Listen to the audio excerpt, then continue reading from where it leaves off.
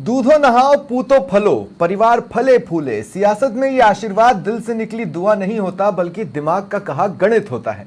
नमस्कार, वक्त है प्रश्नकाल का। आपके साथ मैं हूं स्वप्निल।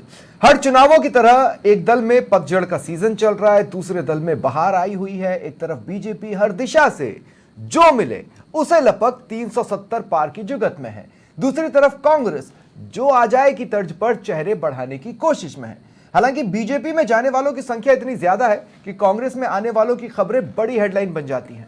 प्रश्न यह है कि ये ऐसा वक्त है जहां हर एक फ्रेंड जरूरी होता है, पर हर एक फ्रेंड खुशहाली की गारंटी भी नहीं होता। ऐसे में आने वालों में किस परिवार में जुड़े दोस्त से कौन दूधो नहाएगा और पूतो फलेगा, आज इसी पर चर्चा करेंगे। मेरे साथ जो गेस्ट जुड़ रहे हैं आपको इंट्रोड्यूस करवा देता हूं। बीजेपी की ओर से अटल खंडेलवाल जी मेरे साथ हैं, कांग्रेस की ओर से प्रतीक सिंह जी और राजनीतिक विश्लेषक है कमल टांक जी। आप सभी का स्वागत है समाचार प्लस पर। मैं शुरुआत अटल भाई आपसे कर रहा हूं। अटल भाई, आज की सबसे ताजा घटना लेते हैं। प्रहलाद गुंजर, ठीक है, 4 महीने पहले तो आपने उन्हें जिताऊ प्रत्याशी मानकर मैदान में उतारा था। मतलब उनमें कहीं ना कहीं वो जिताऊ वाला फैक्टर तो है, भारी तो नहीं पड़ेगा? स्वप्निल जी, पहले तो विधानसभा इलेक्शन और लोकसभा इलेक्शन, इन दोनों इलेक्शंस को अपन एक दृष्टि से ना ले। वो ये देश का इलेक्शन है, वो स्टेट का इलेक्शन था। उसकी अंदर बहुत सारे जो इंटरनल फैक्टर्स हैं वो बहुत डिफरेंट थे। लेकिन फैक्टर तो मोदी थे।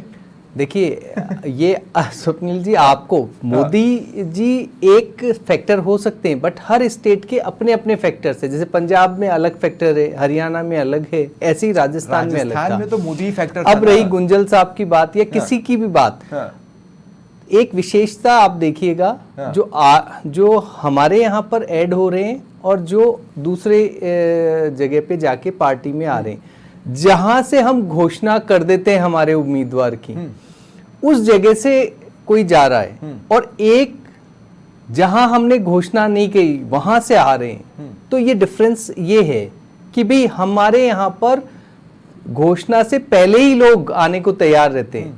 अब गुंजल साहब कोटा से घोषणा हो चुकी, अब वो जाना चाह रहे हैं कि साहब नहीं मैं तो जाऊंगा, तो ठीक है, उन्होंने अपनी वस्तुस्थिति दिखाई। पहली बात तो ये कि 2023 के चुनावों में राजस्थान में एक ही फैक्टर था, मोदी। पार्टी ने उसी तरह से प्रचारित किया था कि फैक्टर सिर्फ मोदी है, करेक्ट है ना? दूसरी बात यह है कि उसी फैक्टर कमल का निशान था। आप याद करो हमने क्या कहा था, मोदी की गारंटी। हमने कहा था मोदी की गारंटी। हम ये कहते थे कि हमारा जो चुनाव चिन्ह है वही हमारी गारंटी भी है। मोदी की गारंटी, बात एक ही है ना सर। मोदी जी अगर वो भी तो, उनको भी तो लंबे समय तक आप जिताऊ मानते रहे हैं। देखिए, तो अब आप उनको भी देख लीजिए कि वो कब आए, जब चूरू से टिकट डिक्लेयर हो गई, उसके पहले आए क्या? अरे क्यों नहीं? अगर इतनी विचारधाराओं का अंतर था। एक बात बताइए, महेंद्रजीत सिंह मालविया क्यों आए आपके यहाँ? कब आए? पर क्यों आए? पहले आए। क्यों? देखिए सर, टिकट के लिए ना? नहीं, देखिए इस सब में बहुत सारे डिफरेंसेस है। कुछ चीजें तो सामान्य प्रक्रिया है। लोकसभा और विधानसभा जब भी चुनाव होंगे, आना जाना चलता रहेगा। कुछ उसकी अंदरूनी कारण होते हैं, कुछ वहां की परिस्थितियां होती हैं, आंतरिक परिस्थितियां होती है, कुछ बाह्य परिस्थितियां होती हैं, ठीक है, उन्हीं के तहत ये आना जाना चलता रहता है। बट प्रतीक सिंह जी, कौन कब आया ये देखना प्रतीक सिंह जी, कौन कब आया मतलब क्या है? जो चुनाव से पहले नीतीश कुमार आपके आ गए, इलेक्शन हमने चुनाव से पहले नीतीश कुमार आपके आ गए, उसमें कौन कहां का कौन सा एक इलेक्शन हमने ना कैंडिडेट डिक्लेयर कर दिया, तब उसके बाद कोई छोड़ के जा रहा है। एक हमारा कैंडिडेट जहां कैंडिडेट डिक्लेयर ही नहीं किया, जहां पर कैंडिडेट डिक्लेयर ही नहीं करना था, वहां नीतीश भाई आ तो गए आपके साथ, तो अच्छा है ना? ठीक है, क्या बुराई? ठीक है। प्रतीक जी, मैं आपके पास आ रहा हूं। प्रतीक भाई, एक बात बताओ, कितनी अच्छी प्रेस कॉन्फ्रेंस चल रही थी, सब कुछ कितना अच्छा लग रहा था। फिर धीमे से पूर्व सीएम साहब गुंजल साहब के कान के पास जाते हैं, माइक हल्की सी ऑडियो कैच कर लेता है और वो बोलते हैं एक बार शांति धारीवाल से बात कर लेना। तो ये आना भी क्या आना है गुरु? शांति धारीवाल जी हाड़ौती के नेता है, कांग्रेस पार्टी के नेता है, और काफी लंबे समय से हाड़ौती के अंदर, कोटा के अंदर उनका वर्चस्व रहा है। और गुंजल जी जब यहाँ पर हमारे कांग्रेस पार्टी में जुड़े हैं, तो शांति धारीवाल जी हो या और कोई भी वहां पे नेता हो, छोटे बड़े जो भी नेता हो, गुंजल साहब को सबसे बात करनी पड़ेगी। अध्यक्ष जी ने हमारे ने तो पार्टी ने पहले बात नहीं की है, शांति धारीवाल जी उनका स्वागत नहीं कर रहे नहीं, पार्टी ने तो बात कर ली, पार्टी ने तो बात कर ली। किससे? हमने ये कहा है कि आप गुंजल साहब से जाकर के मिल लेना। पार्टी को जिससे बात करनी थी सारे सब लोगों से बात कर करके आपसी चर्चा राय मशवरा करके और लोग और गुंजल साहब का वेलकम किया है। तो पीसी में ही बताना जरूरी था प्रतीक भाई पीसी में ही बताना जरूरी था, पॉइंट नंबर 1। क्या पीसी में ही बताना जरूरी था, पॉइंट नंबर 1। और पॉइंट नंबर 2 ये कि शांति धारीवाल तो थे नहीं पीसी में, हाड़ौती का एक बड़ा चेहरा आ रहा है, हाड़ौती का दूसरा बड़ा चेहरा वहां है ही नहीं। नहीं तो बहुत सारे, मैं तो कह रहा हूँ, आप पे बहुत सारी जितनी सारी ज्वाइनिंग होती है तो वसुंधरा जी तो राजस्थान का बड़ा चेहरा है, बीजेपी बुला लेती है क्या उनको ज्वाइनिंग के लिए? नहीं बुलाती ना बीजेपी। तो कौन राजीव जी का चेहरा तो आप ले आए। पार्टी के अध्यक्ष गोविंद सिंह डोटासरा जी है। गोविंद सिंह डोटासरा जी का होना जरूरी था, उसके अलावा कोई वहां पे मौजूद हो या नहीं हो उससे ज्यादा फर्क पड़ता नहीं है, क्योंकि पार्टी का जो ऑफिशियल अभी अध्यक्ष है वो गोविंद सिंह डोटासरा जी। दूसरी, अटल खंडेलवाल जी कह रहे थे कि जिनका जहां से टिकट डिक्लेयर कर दिया वहां से लोग जा रहे हैं, तो मैं अटल जी को बता दूं, एक पवन सिंह को टिकट दिया था, पश्चिम बंगाल से, तो उन्होंने लड़ने से ही मना कर दिया चुनाव की। मैं नहीं लड़ूंगा साहब बीजेपी के। बाद में कह दिया लड़ूंगा, बाद में कह दिया दादा अपडेट हो जाओ आप। नहीं मैं अपडेट हूँ। उन्होंने ये नहीं बोला कि किस पार्टी से, हाँ, लेकिन उन्होंने कहा चुनाव तो लड़ूंगा, मम्मी का सपना है, लेकिन किस पार्टी से लड़ूंगा ये नहीं बोला कि बीजेपी से ही चुनाव लड़ूंगा। तो उन्होंने बीजेपी का टिकट लौटा दिया। हरियाणा के अंदर ब्रजेंद्र सिंह का, वहां पे हरियाणा में तो कोई टिकट डिक्लेयर नहीं हुआ था, तो जो ब्रजेंद्र सिंह थे, इनके जो प्रेजेंट के सांसद थे, वो फिर बीजेपी छोड़ करके कांग्रेस में क्यों आ गए? क्योंकि इन्होंने 2014 में कुछ वादे किए। अच्छा, तो आपसे जाने वाले, अच्छा देखो, अब एक बात बताओ, लाल सिंह ने पार्टी क्यों छोड़ी, बसपा क्यों पकड़ी? स्वप्निल भाई, मैं पूरी बात तो मेरी कंप्लीट करने दीजिए। मैं आपको बता रहा हूँ क्यों छोड़ करके प्रेजेंट के इनके जो सांसद है वो क्यों छोड़ करके आ रहे हैं, या क्यों छोड़ के नेता इनके आ रहे हैं। क्योंकि 2014 और 2019 में कुछ गारंटियां दी थी, कुछ वादे किए थे मोदी जी ने, और वो जुमले निकले। तो सारे नहीं आ रहे। गारंटी क्या है? झूठ और जुमला मोदी की। सर, एक बर्तन में कुछ खुरचन होता है, वो खुरचन आपकी तरफ आता जा रहा है, तो वो आपका मुख्य भोज तो नहीं हुआ ना। लेट मी कंप्लीट फर्स्ट ना, मैं पहले अपनी बात कंप्लीट कर लूं। मैं कह रहा हूं कि 2014 में वादा किया था 2 करोड़ रोजगार प्रतिवर्ष देंगे, वो भी जुमला निकला। वादा किया था 35 रुपए लीटर पेट्रोल देंगे, वो भी जुमला निकला। वादा किया था गंगा की सफाई करेंगे, वो भी जुमला निकला। वादा किया था काला धन वापस लेके आएंगे, वो भी जुमला निकला। वादा किया था किसानों की आय को दुगनी करेंगे, वो भी जुमला निकला। ठीक है, तो ये सारे जुमले है ना, ये इन सारे जुमलों को बैक कर रहे थे प्रहलाद गुंजल कुछ दिनों पहले तक कर रहे थे। नहीं, और वो तो आपको कोस रहे थे। आज पहली बार मैंने प्रहलाद गुंजल के मुंह से कांग्रेस के लिए 2 प्यारे शब्द सुने, आपने भी सुने होंगे, कान तरस गए थे आपके हमारे। प्रहलाद गुंजल जी इतना मीठा भी बोल सकते हैं, कांग्रेस के लिए किसी को नहीं पता था। लेकिन कमल टाक जी, अब मैं आपके पास आ रहा हूं। कमल टाक जी, देखिए 2 चीजें हैं, एक या तो पार्टी में खुद का भविष्य नजर ना आना, दूसरा पार्टी का भविष्य नजर ना आना।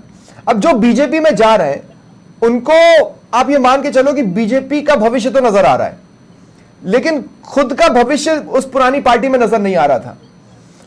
कांग्रेस से जाने के पीछे हम इसी तर्क को लेने की कोशिश करें तो उन्हें पार्टी में भी खुद का भविष्य नजर नहीं आ रहा था और पार्टी का भविष्य भी नजर नहीं आ रहा था। मोटे तौर पर यही एनालिसिस निकलेगा ना? नहीं, ऐसा कोई नहीं, मेरा कमल टाक जी से सवाल है, प्लीज विश्लेषण उन पर छोड़ दीजिए। कमल टाक जी से सवाल है, विश्लेषण वो करेंगे। पार्टी का भविष्य नजर नहीं आ रहा।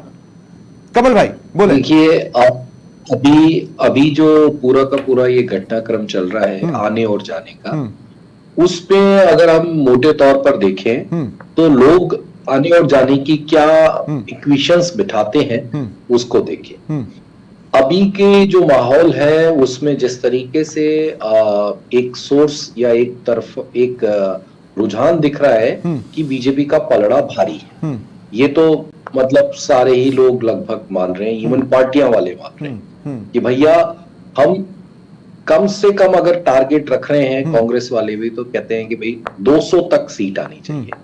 200 मतलब सबसे बड़ी पार्टी तो फिर भी मान ही रहे, तो यानी पलड़ा भारी बीजेपी का मान।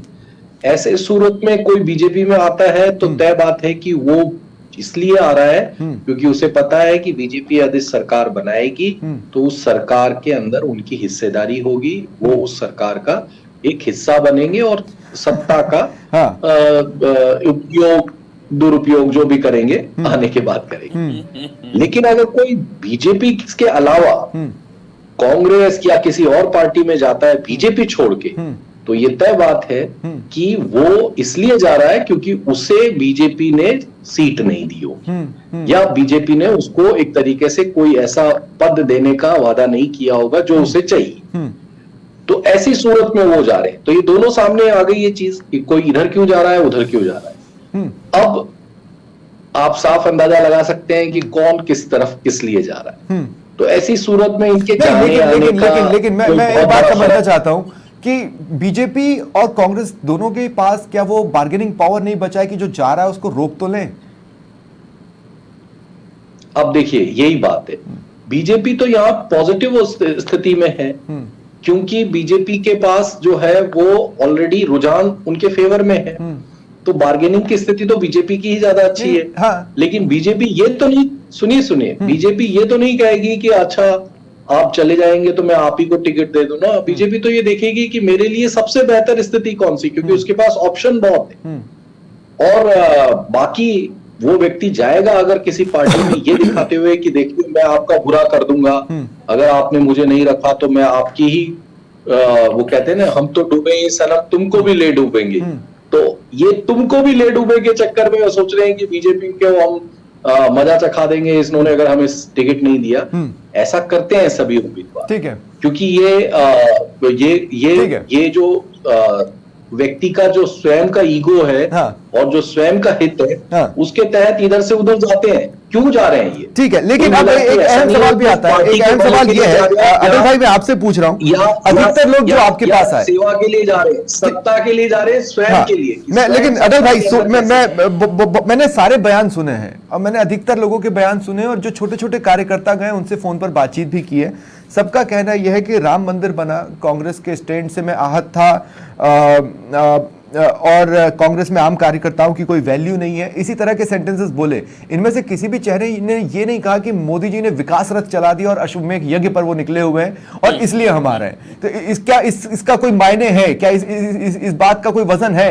देखिए स्वप्निल जी, आप भी जानते हैं कि जो भारत का मूवमेंट चला है एकदम से, आप उसको देखिए कि हिंदुत्व वाला हमने बात की जिस तरीके से हिंदू संस्कृति को हाशिए पे ले गए थे और बहुत सारे नियम कायदे बहुसंख्यक लोगों के विरोध में बना दिए गए। तो वो एक लोगों का एक बहुत बड़ा कारण, बहुत बड़ा फैक्टर चला ये। और जिस तरीके से हमने जम्मू कश्मीर में देखा, ये किस धार्मिक तरीके चेहरे से, नहीं है। देखिए ये धार्मिक चेहरे नहीं है। नहीं, धार्मिक चेहरे की बात नहीं, विचारधारा इंपॉर्टेंट है। जम्मू कश्मीर में जिस तरीके से हत्याएं हुई उसे दिखाया, पर कोई एक पता भी नहीं चला। पर कोई एक जगह ये बोलता कि विकास की गंगा बही और उसमें हम भी डुबकी लगाना चाहते हैं। कौन? देखिए विकास की गंगा में सब डुबकी लगा रहे हैं, ऐसा पूरा देश क्यों नहीं रहे? नहीं सर, समझने की कोशिश कीजिए। जब आपके पास दो चीजें हों और दोनों एक अपर लेवल पे हो, तो फिर व्यक्ति देखता है कि पहला मतलब जो फर्स्ट प्रायोरिटी पहली मेरी क्या है और दूसरी क्या है। यहाँ पर जनता ने ये तय कर दिया, प्रायोरिटी पहला हमारा ये प्रायोरिटी है देश अंदर तुष्टीकरण ना हो, ये फर्स्ट प्रायोरिटी है। पप्पू राम डारा ने सीधे कहा कि चूंकि राम मंदिर बना है इसलिए मैं आ रहा हूं। क्या इसका मैसेज क्या निकला? इसका मैसेज आप बताइए, जो आपने तर्क दिया उस पर। मैंने आपसे बोला ना कि वो ये कि वो अपने आप को दबा कुचला महसूस कर रहा था, भाई मैं आऊंगा, डरा हुआ महसूस खत्म कर रहा था बातचीत को। और उसको एक जगह अपने बच्चे और आने वाली संस्कृति का भविष्य नहीं समझ में आ रहा था। इन सबको लेकर के मेरा सवाल समझिए, मैं रिफ्रेम कर लेता हूं अपने सवाल को। मैं ये कह रहा हूं, अगर राम भक्ति, राम मंदिर, आम कार्यकर्ताओं की कांग्रेस में वैल्यू नहीं, ये कारण गिनाए जा रहे हैं, तो वो बीजेपी की विचारधारा से प्रभावित वाली बात तो बोल ही नहीं रहे।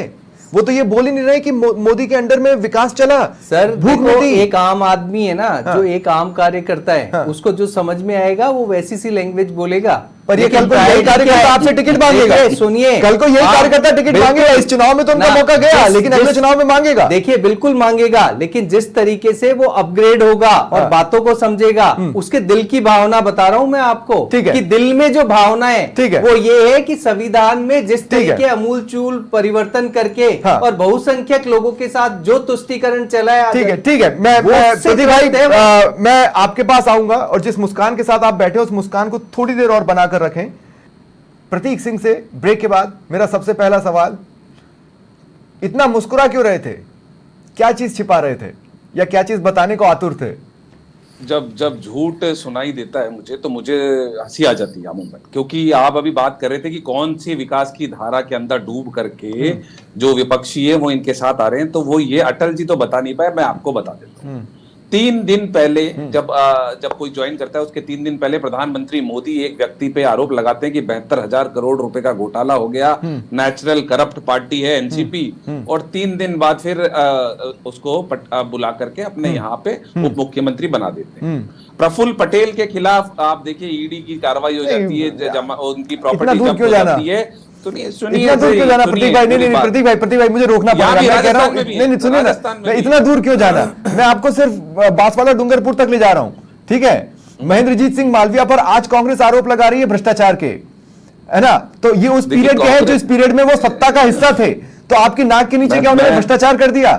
स्वप्निल जी, कांग्रेस पार्टी ने कोई आरोप नहीं लगाया, वो आरोप बीजेपी ने लगाया था। लोकल कांग्रेसी लीडर्स बता रहे हैं दादा, लोकल कांग्रेस लीडर्स बता रहे हैं ईडी की कार्रवाई की गई। ये राजेंद्र यादव के घर पे इनकम टैक्स की और ईडी की कार्रवाई की गई। उसी टाइम पे ये अटल जी मेरे साथ डिबेट में आकर के रोज गालियां देते थे राजेंद्र यादव को, इनकम टैक्स की रेड हो गई है। उसके बाद में आप देखिएगा इनके यहाँ पे क्या क्या निकलेगा, और आज इनको लेकर के चले गए। अटल जी के लिए दुविधा हो गई। तो क्या आप लोगों ने अपने पीछे डरपोकों की फौज खड़ी की थी? मैं आपकी तरह छाती ठोक कर वो क्यों मैदान में खड़े नहीं रहे? आप लोगों ने अपने पीछे डरपोकों की फौज खड़ी की थी। तो आप ये मान रहे हैं कम से कम जो बीजेपी में जा रहे हैं वो डरपोक लोग हैं जो जिंदा नहीं, मैं आपसे पूछ रहा हूं भाई, ये कम से कम आप उनके अंदर हौसला क्यों नहीं बना पाए? कांग्रेस की विचारधारा उनके अंदर हौसला क्यों नहीं पैदा कर पाई? स्वप्निल जी, यही तो बात मैं कहना चाह रहा था। जो जिंदा दिल लोग हैं, जो अपने स्वाभिमान के साथ जीते हैं, वो कांग्रेस पार्टी में रहते हैं, और जो डरपोक किस्म के ठीक है। एक बात बीजेपी में बड़ा इंटरेस्टिंग फैक्टर है, आपको बड़ा मजा आएगा। मारवाड़ से 1 महीने में कांग्रेस से 35 से ज्यादा लोग भाजपा में गए। इनमें से 8 पूर्व सीएम के करीबी हैं। अब खानता तो ये वो चेहरा है जो कि गहलोत साहब के बहुत करीबी थे। गहलोत साहब ने खुद उन्हें आगे बढ़वाकर आरटीओ ब्रिज का फीता कटवाया था, वो तक चले गए। लाल सिंह क्यों गए? लाल सिंह कह रहे हैं कि मैं 2018, 2019 और 2023 में टिकट मांग रहा था, जब 3 बार नहीं दिया तो आगे क्या ही देंगे? नहीं, गुंजल किसके करीबी थे वो उसका जिक्र आपने नहीं किया। अरे मैंने आपसे बोला दादा, सबसे विश्वस्त हाँ, सबसे विश्वस्त थे गुंजल जी, प्रहलाद गुंजल जी। वसुंधरा राजे जो पूर्व मुख्यमंत्री हैं, उनके सबसे विश्वस्त थे। तो आज जब वो आए वसुंधरा राजे से तो उनकी बात हुई होगी, या वसुंधरा राजे से आपके भी कुछ चेहरों की बात हुई है? मैं स्वप्निल जी सुनिए तो सही, अभी तो इब्तिदाई कहर होता है, क्या होता है कि अभी तो हो सकता है और बड़े बड़े चेहरे कांग्रेस के अंदर शामिल हो जाएं। चुनावों में अभी समय बाकी है, ठीक है। मैं कह रहा हूँ ये हमारे जो नेताओं को ले जा रहे हैं वो पूर्व मंत्री हैं, पूर्व एमएलए हैं, पूर्व कोई बोर्ड के अध्यक्ष रहे हैं। हम इनके लेके आए हैं जो प्रेजेंट में इनके मेंबर ऑफ पार्लियामेंट है, राहुल कसवा जी, प्रहलाद गुंजल सिंह। प्रहलाद गुंजल प्रेजेंट में नहीं है ना? लेकिन ब्रजेंद्र सिंह को नहीं, प्रेजेंट में वो नहीं है, लेकिन राहुल कसवा तो है। ठीक है, राहुल कसवा तो प्रेजेंट के मेंबर ऑफ पार्लियामेंट है। तो लेकिन कांग्रेस में आने के बाद वो फिर एमपी रहेंगे कि नहीं? क्योंकि आजकल कांग्रेस के साथ जुड़ने में सब करियर डूब जा रहा है। नहीं, आप बताइए किसका करियर डूब गया, बताइए। आप देखिए 52 ही तो बचे जिनका करियर बचा हुआ है। चलिए ठीक है प्रतीक भाई, इस देश के स्वप्निल जी, देश के अंदर 70 साल तक कांग्रेस पार्टी ने राज किया है। 70 साल तक इस देश की जनता ने हमें आशीर्वाद दिया है। जो 1971 इसी 70 साल में अमेठी की सीट आपसे निकल गई। नहीं, जब आपने मेरे पे टिप्पणी की है तब आप पूरी बात सुनिए। 1951 में जो जनसंघ बनी थी उसको जनता ने लगातार नकारा, फिर इन्होंने अपनी पार्टी का नाम बदल करके जनता पार्टी करा, फिर जनता ने उसको निकारा। फिर 1980 में उसी पार्टी का नाम बदल के भारतीय जनता पार्टी कर लिया। ठीक है, जनता ने मैं आपके फिनिक्स मोमेंट का इंतजार कर रहा हूं, क्योंकि मैं विपक्ष में नहीं, मैं देखिए अगर या तो विपक्ष में आप मौजूद रहे तो पूरी फिनिक्स की वैभव के साथ रहें, और अगर आप सत्ता में आ जाए तो अपने पुराने वैभव से आए। मैं इसी चीज की उम्मीद कर रहा हूं भाई। मुझे ऐसा लगता है कि एंकर को तटस्थ रहना चाहिए। अरे दादा नहीं प्रतीक भाई, अब 2 मिनट में वैसे नहीं 2 मिनट प्रतीक भाई, मैं कमल ताक जी के पास जा रहा था, लेकिन एक सवाल मैं आपसे ले रहा हूं, जरूर ले रहा हूं, ठीक है? मैंने ये कहा कि फिनिक्स अपने पूरे वैभव में हो, या तो ऐसा विपक्ष आपका बने या आप पुराने वैभव से सत्ता में लौटे, ऐसे कांग्रेस को मैं देखना चाहता हूं। इसमें निष्पक्ष देखिए, क्या है, स्वप्निल जी, अब आपकी क्या नहीं है? आपकी सवाल आपकी नहीं, आपने बोला कि कांग्रेस पार्टी में रह करके भविष्य नहीं बनता, तो मैंने बता दिया 70 साल में यहीं पे लेकर रह करके लोगों का भविष्य बना है। जो बीजेपी में लेके गए, चाहे भाई शुभकामनाओं को तो शुभकामनाओं में लेना चाहिए। आरपीएन सिंह की बात करिए, आरपीएन सिंह का भविष्य भी यहीं रह करके बना, और भी जो वहां पर ठीक है कमलदास जी, वो यहीं से कमलदास जी, मैं चाहता हूं कि इस पूरी डिबेट का एक क्लोजिंग कमेंट, एक सार आप निकाल कर दें। देखिए, चुनाव की इस बयार में आप देखेंगे कि हर व्यक्ति ये चाह रहा है कि वो किस तरीके से सीट को प्राप्त करे, और सीट प्राप्त करने के लिए वो अपने सारे दमखम लगा रहा है। और कुछ लोग जो विशेष करके किसी पार्टी में जा रहे हैं, जैसे बीजेपी में, जहां पर मैंने पहले भी कहा कि पलड़ा भारी जो दिख रहा है, वो सत्ता की मलाई खाने के लिए या सत्ता में शामिल होने के लिए जा रहे हैं। तो दो ही मकसद है कुल मिला के। अगर मुझे सत्ता में शामिल होते हुए सीट नहीं मिल रही है, तो मैं दूसरी जो पार्टी में जाके सीट मिल जाए तो मैं वहां चला जाऊंगा या चली जाऊंगी, और कुल मिला के मैं भी वहां पर सीट हासिल करके वापस एक तरीके से पोजीशन में आना चाहता हूं या चाहती। तो ये जो लोग हैं, ये लोग वास्तव में कोई उनका विशेष समाज सेवा या विशेष देश के विकास से कोई लेना देना नहीं। इन लोगों का स्वार्थ ज्यादा है, उस वजह से वो इधर या उधर जा रहे हैं। तो अब रही बात पार्टियों की, तो पार्टियां तो इस समय में एक तरीके से अपना मोमेंटम बना रही, अपना माहौल बना रही है कि जनता के बीच में इस तरीके का माहौल बनाए कि कौन सा जो पार्टी है, कौन सा जो दल है, वो एक तरीके से खत्म हो रहा है। कुल मिलाकर मैं ये कह सकता हूं कि पकड़ो वो गली जहां पर मिले काजू कतली, यही फिलहाल है ना, फिलहाल यही नजर भी आ रहा है। लेकिन लास्टली मैं कहना चाहता हूं कि चुनावों के वक्त में मैं लिख भी रहा हूं, एक एडवर्टाइजमेंट की टैगलाइन हुआ करती थी, हर एक फ्रेंड जरूरी होता है। कुछ तो फ्रेंड्स होते हैं जिनसे हाथ मिलाओ और बहुत खुशहाली आ जाती है, लेकिन कुछ फ्रेंड होते हैं, ऐसे वाले फ्रेंड किनको मिलने वाले हैं या किनको मिले हैं, ये नतीजों के बाद ही साबित हो पाएगा। बहुत बहुत शुक्रिया आप सभी का मेरे साथ जुड़ने के लिए और इस चर्चा में शामिल होने के लिए। फिलहाल इतना ही।